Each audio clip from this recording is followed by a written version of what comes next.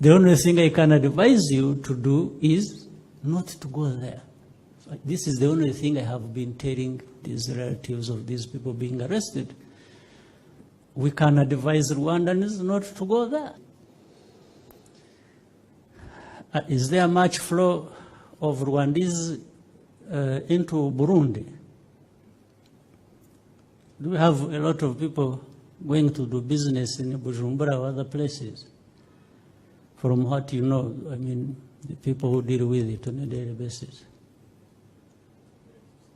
Ntabyo muzi abantu ba immigration n'abandi ariko ntabari hano cyangwa local government shaka. You have no, I'm sure you must be knowing the movement of people, what's going on. In Burundi, abagiye bameze bati, it has become too difficult for Rwandese to move to these two countries. So what is going on?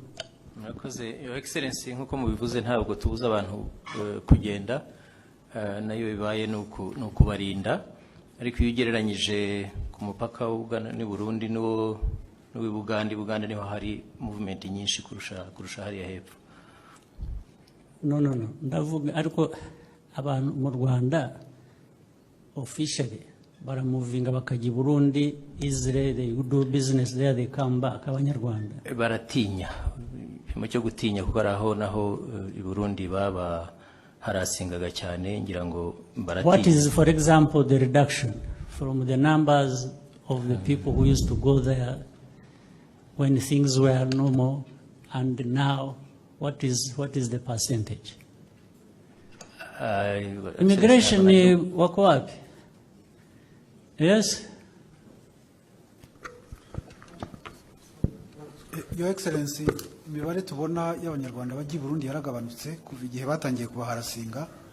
Tubona abasigaye bagera abanyarwanda batinyuka kujyayo n'abajyayo bafite impamvu wenda hari nka bene wabo bagiye gushyingura. Cases ngizo ariko tubona ko hagabanutseho 70% yuko abanyarwanda bajyaga bajya I Burundi. Kuko na buses it was reduced to about 30%. 30% nibo bajyayo ubu ngubu, Your Excellency. Naba benshi ingira ngo nabaturiye imipaka basanzwe bafitanye, but still 70% reduction is very significant. But it came as a result of the problems they were facing on the other side. So it is almost similar to what the problem we are having with Uganda. We are going necessarily to see a significant reduction of people moving there, and this is not something we should be blamed for, because it is not actually coming from us, that it's coming from the other side, when people are not feeling safe to go the other side. But as I said, if you come to me and say, my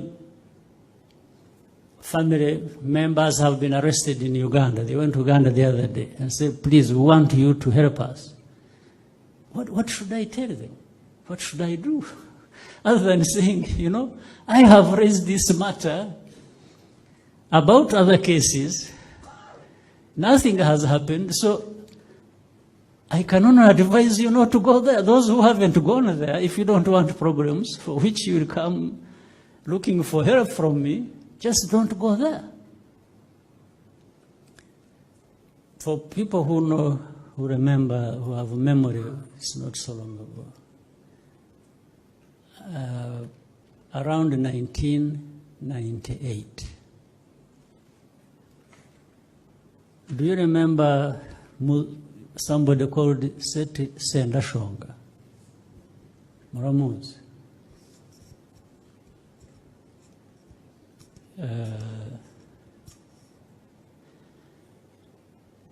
Do you also know an author or some academic or something called Prunier? Gerard Prunier, you remember him? Has anyone seen his book called From Genocide to Continental War or something? Does anybody know about the book? You are really something. There is a book he wrote. I think it is from genocide to continental war. In that book, you should look for it. He gives a story of before Citizen Ndashonga died, in 98, how he met him in Nairobi with generals from Uganda. And he even mentioned the name. He mentions the names. And he says, he was actually, he says personally, he was in the meeting. In fact, he's the one who introduced, before that meeting, he's the one who introduced the Citizen Ndashonga to Uganda, authorities in Uganda. And from that, he says, then subsequent to that meeting, they had a meeting in Nairobi with the generals from Uganda. And the meeting was about putting together all means to support Citizen Ndashonga, even militarily, as long as he can also mobilize Rwandans, which he said he was doing and already had a few hundreds, according to him. So they put up a plan, and he says, so he was saying, I'm saying it with authority, because I was in the meeting. And Prunier hasn't been very friendly with us, as you also know in other cases. And in fact, even in that, he's trying to say, in fact, this is why Citizen Ndashonga died. Because when we had been planning this and had put him in contact with, and everything was coming together, that the government of Rwanda thought that Citizen Ndashonga had crossed the line. And that's how he came to die.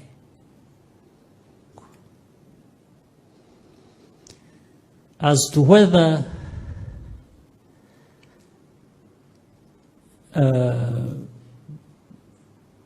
actually Citizen Ndashonga died because he had crossed the line, I have very little to say about that, but I'm also not apologetic about it. In fact, in one meeting, I told the president of Uganda, I said, you know, President, I'm begging you. I used that word. Then there was a case that keeps coming up about a man you also know called Rujugiro, who used to be here. He has businesses in Uganda. Whatever he does, but I was giving the president information. I said, you see, he's doing businesses there, then he's passing money to people to fight us, and so on and so forth. One time he told me, and I had no quarrel with that, he says, you know, well, first he told me he doesn't know Rujugiro. I had to prove to him that he knows him. So, so that matter was resolved. We put it aside. Then we went into, then he told me something, I took it the way it was. And I'm going to, you see, the problem with you Rwandans, you need to know how to differentiate politics from business. I said, thank you, sir. I said, but sometimes business and politics have no dividing line. Sometimes they are just, and I was going to say, if somebody is giving money to groups or to a group to destabilize another country, I don't think this is just normal business.